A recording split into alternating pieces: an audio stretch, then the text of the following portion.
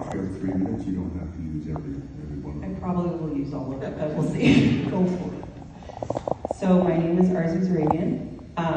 I've worked for the Vancouver Police Department for 15 years, 13 of which I've been a senior crime analyst. And one thing that Brian hit is our policing is top-notch in this city. But what I also like to add is we are intelligence-led policing, and that intelligence is led by people like me. I understand the factors that go into the crime. We do deployment models. We talk with the teams. We talk with these special projects. We know what surveillance is like. The analyst looks at all factors. They look at the socioeconomic, they look at the criminal elements, they look at the housing issue, they look at what's going on globally that affects neighborhoods and the city. In my 13 years, I spent 7 that's the District 3, which is South Vancouver, as the lead analyst there, and then I went to Major Crime where I dealt with some of the most heinous crimes that the city comes across. And in my last 5 years, I worked as a District 1 analyst, which is all of the downtown core, which is where I identified the 4 stranger assaults that nobody seemed to really pay attention to until it hit the mainstream, because it was unprovoked random assaults and your chances of being victimized is 1 in 4 now.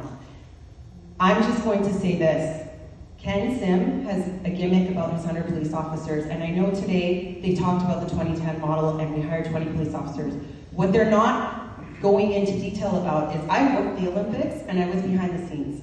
It took us 8 years. They were planning for the Olympics and those 200 police officers 4 years. It did not happen in 1 year in 2009. It did not happen in 1 year in 2010. It was a slow planning process that took years. So that's the gimmick.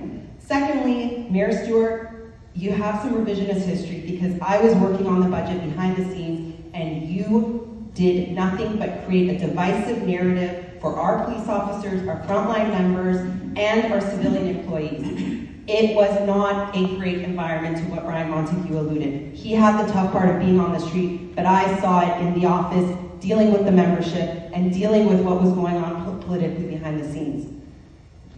What I'd like to say is, I don't personally trust either Ken Sim or Kennedy Stewart at this point, because I've seen the facts and I know what happens. I've seen what happened to the downtown core with 1176 Granville when there was no consultation, and now neighborhoods like Yaletown and businesses that are small business owners are dealing with the repercussions of implementing an increase in calls for police and violence.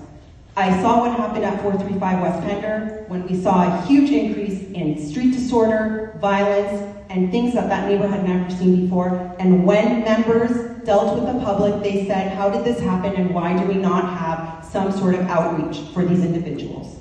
I'd like to end it at that. I'm someone that understands it. I think we need someone on City Council and we need a team that understands the elements of crime. Thank you very much. We are very fortunate that our next speaker to provide some closing remarks is appropriately